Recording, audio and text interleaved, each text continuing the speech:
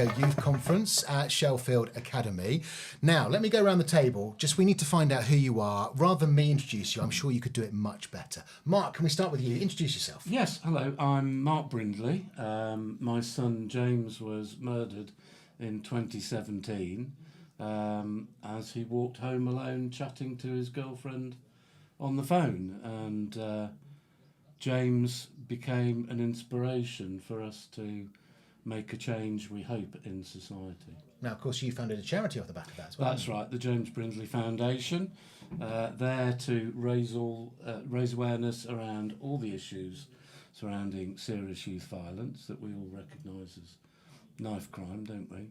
Mm-hmm. And actually tackling the root causes. So why do young people make certain decisions to carry a knife or to rub somebody at knife point and so on? That programme that we use is making a big difference to young people's lives every day now. Undoubtedly. Simon, let's hear about you. So you've obviously got an impressive title. Tell us that as the Police and Crime Commissioner, what does that mean? So the Police and Crime Commissioner has wide-ranging and extensive duties and responsibilities around policing and crime and community safety and criminal justice, victim support services and violence reduction. And it includes in particular a responsibility to prepare and issue a police and crime plan for the West Midlands, set the West Midlands Police budget, and that includes tax raising powers around the local policing precept, which is that part of your local council tax that goes towards paying for local policing. But most importantly, perhaps in the widest possible sense, my responsibility is to hold the Chief Constable and the police service to account on behalf of the people who elect me as the Police and Crime Commissioner. Excellent. And Keith Fraser's with us as well. Keith, how would you introduce yourself? Because you've had such an incredible career in terms of what you've done and where you've been. How do you sum it all up, if that's possible? Thank you. Thank you for saying that. Yeah, you actually made me.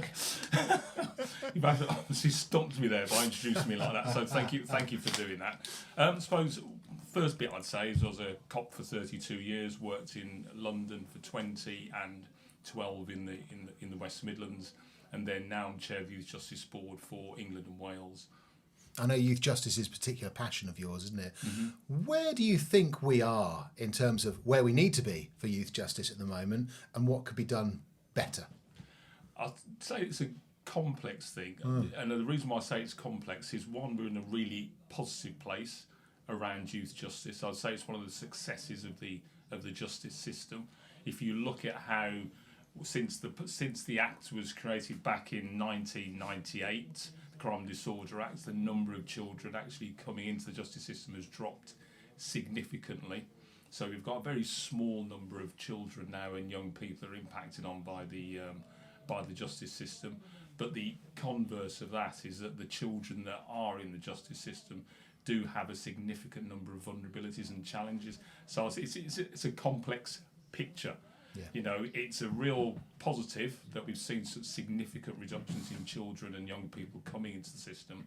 But when you actually look at the children now in there, this kind of condensed, smaller number of children in the system, when you actually look into the makeup of those children, you see a whole level of complexities in relation to speech, language, communication needs, mental health, substance misuse, parenting, accommodation. And that, for me, then tells me and others, I hope, that we need to be looking outside of the justice system as to what we could be doing even better. I guess it's always going to be, we could do better. But it sounds like things are on the rise. Simon, would you agree with that necessarily? That we are improving, but obviously there's still some work to do, of course. Yes, absolutely, of course. I agree that there is definitely improvement around our ability to prevent and tackle and reduce crime. We are making progress, particularly in the West Midlands. Mm-hmm. We've managed to recruit additional police officers in recent times. We've invested more officers into community policing.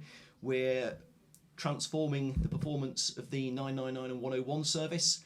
We're also delivering faster emergency response times. Arrest rates are up more people are being brought to justice, and we are seeing crime being cut across communities. And in recent times, we've seen a reduction in crime of about 12%. That's 144,000 fewer criminal offences in the West Midlands. And equally importantly, we're also investing in prevention and intervention, because, let's face it, the prevention of crime is always better than having to deal with the consequences of crime.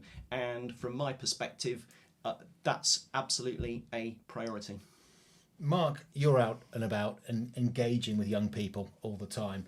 Would you agree with that? That it certainly sounds from the statistics that things are moving in the right direction.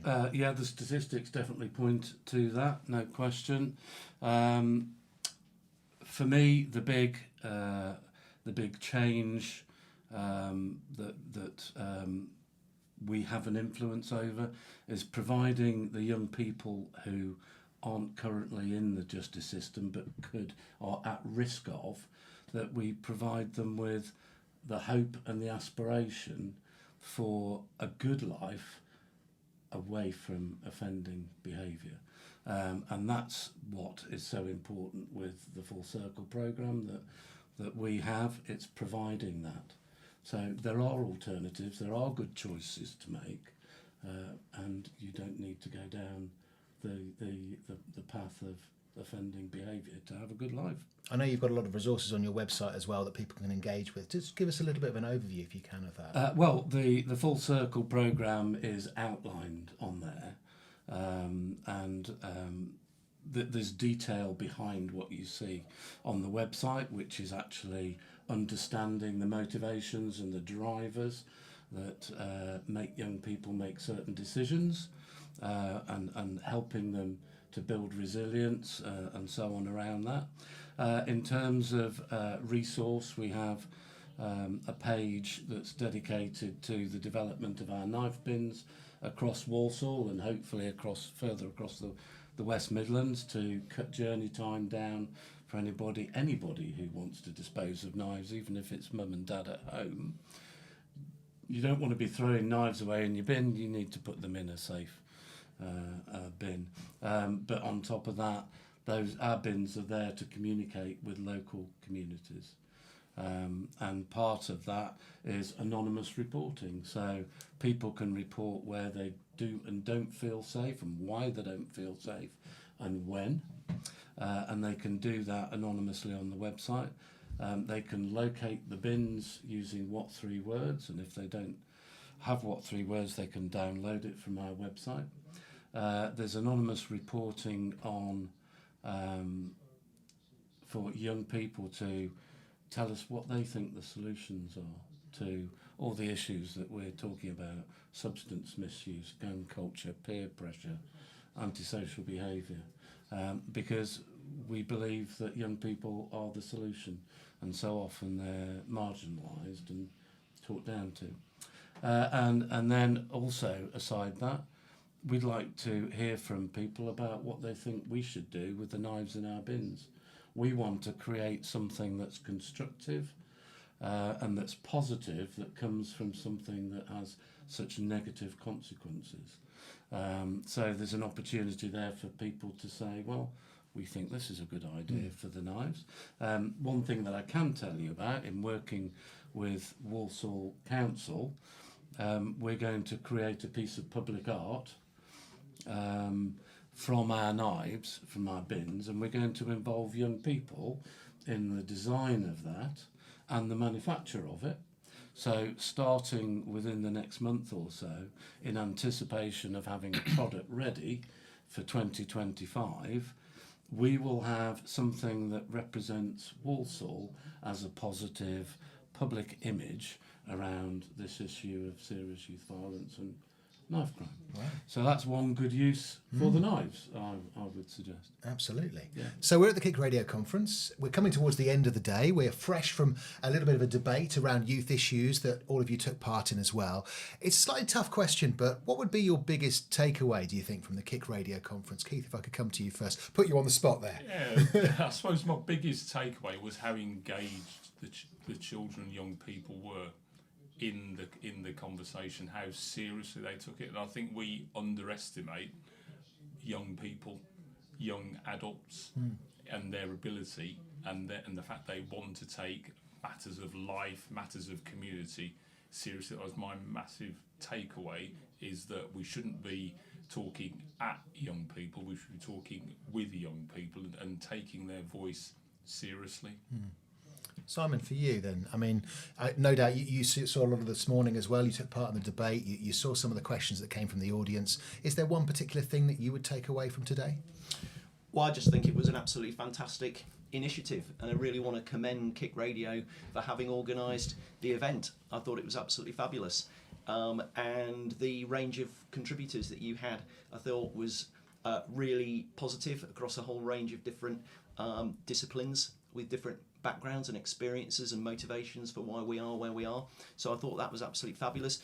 Absolutely agree with Keith. The audience, the young people, I think were thoroughly engaged with the whole process, and I would just echo what Keith says. It just does absolutely illustrate why we have to believe in and engage with, listen to, work with and invest in young people, because it's an absolute win-win.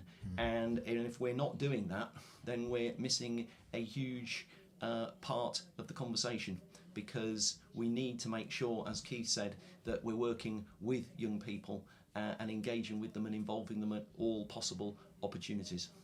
Marcus, Simon and Keith said there's a lot to digest from today, isn't there? They've said everything that I agree with wholeheartedly. I'm leaving the event with renewed impetus to do more to engage with young people. So I'm going to be looking to our team to be even more creative than we are at the moment, and just keep this ball rolling of engagement. Well, we stream the debate live on the KIC Radio app. You can now watch back as well. So listen to this podcast right now. If you haven't already downloaded the KIC Radio app, make sure you do. There's so much great content on there for you to make sure that you're fully engaged and your voice is heard as well, which for me, I think is probably the biggest takeaway. It's so important to hear from the people who are living it every day, isn't it? Without a shadow of a doubt. Lived experience. And part of what we're doing when we're engaging with young people is using people with lived experience. So they're very plausible, they're very accessible and believable to young people. Yeah, and that's entirely why, for example, I have a youth police and crime commissioners scheme in the West Midlands. I have a West Midlands Police Cadets scheme. We have a youth assembly. We've launched a My Tomorrow campaign across the West Midlands. We're working with a whole group of young people to on a project called Changemakers, which is all about training up young people to go out there and be the trainers. And making sure that the My Tomorrow campaign that we've launched through the Violence Reduction Partnership across the West Midlands is all about empowering young people to influence policymakers and decision makers, and it's all about young people standing up and saying no to knife crime.